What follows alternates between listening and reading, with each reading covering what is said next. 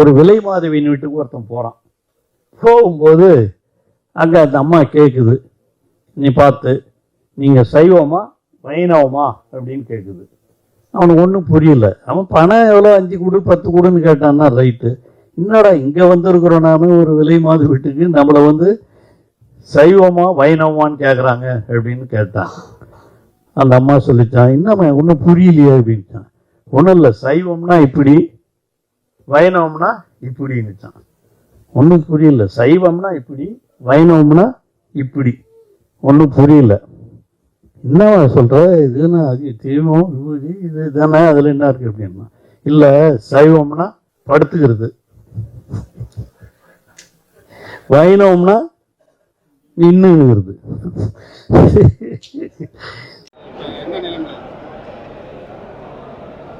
சென்னையில் நான் 1.5 ஆண்டுகளுக்கு முன்பு பேசியதற்காக தொடரப்பட்ட வழக்கு, அந்த வழக்கு இப்பொழுது நடைபெற்று கொண்டிருக்கிறது. அதை 28ஆம் தேதி மாண்புமிகு நீதிபதி அவர்கள் ஒத்திவைத்திருக்கிறார்கள். அந்த வழக்கை பொறுத்தவரையில் நான் இந்த நிகழ்ச்சி நடந்தவுடனே முதலிலேயே பத்திரிகை மற்றவர்களிடமெல்லாம் அறிவித்து விட்டேன். நான் பேசியது தவறாக இருந்தால் அனைவரும் என்னை மன்னித்து விடுமாறு அவரிடம் கேட்டுக்கொண்டிருந்தேன். இந்த வழக்கை தொடர்ந்த சகோதரி அவர்களிடமும் என்னுடைய வருத்தத்தையும் மன்னிப்பையும் கோரியிருந்தேன். மீண்டும் அவர்களுடைய மனது புண்பட்டிருக்குமானால், யாருடைய மனது புண்பட்டிருக்குமேயானாலும் என்னுடைய குளமார்ந்த வருத்தத்தையும் மன்னிப்பையும் உங்கள் மூலமாக கேட்டுக்கொள்கின்றேன். ஆகவே இந்த வழக்கு 28ஆம் தேதி வருகிறது. அதற்கான முடிவுகள் விரைவில் வரும் என்று எதிர்பார்க்கிறேன். நிச்சயமாக இதுபோல் இனி பேசுவதற்கு வாய்ப்பில்லை. இது யாருடைய மனதை புண்படுத்தி இருந்தாலும் மீண்டும் உங்கள் மூலமாக என்னுடைய வருத்தத்தை தெரிவித்துக் கொள்கின்றேன்.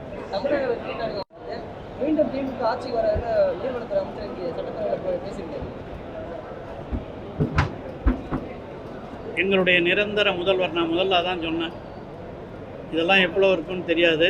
ஆனால் தளபதி அவர்கள் இப்பொழுது மக்களிடையே மீண்டும் செல்வாக்கை பெற்றிருக்கிறார்கள். ஏன் இந்த தவறை செய்துவிட்டோம் என்று மக்கள் உணர்கிற அளவிற்கு இப்பொழுது தமிழகத்திலே பல்வேறு நிகழ்வுகள் நடைபெற்று கொண்டிருக்கின்றன. அதற்கெல்லாம் விரைவில் பதில் வரும்.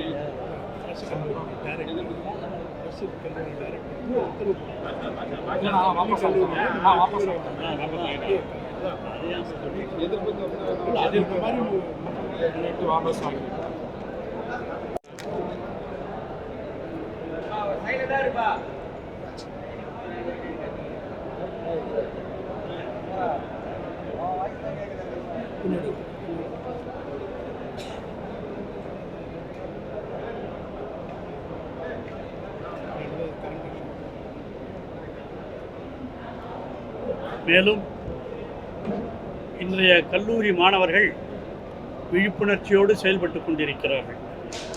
குறிப்பாக காக்ரோச் பார்ட்டி மற்றும் கம்யூனிஸ்ட் பார்ட்டிகளுடன் தொடர்புள்ளவர்கள் பற்றி தகவல் தர வேண்டும் என்று கல்லூரி கல்வி இயக்குனர் ஒரு சுற்றறிக்கையை அனுப்பியிருந்தார்.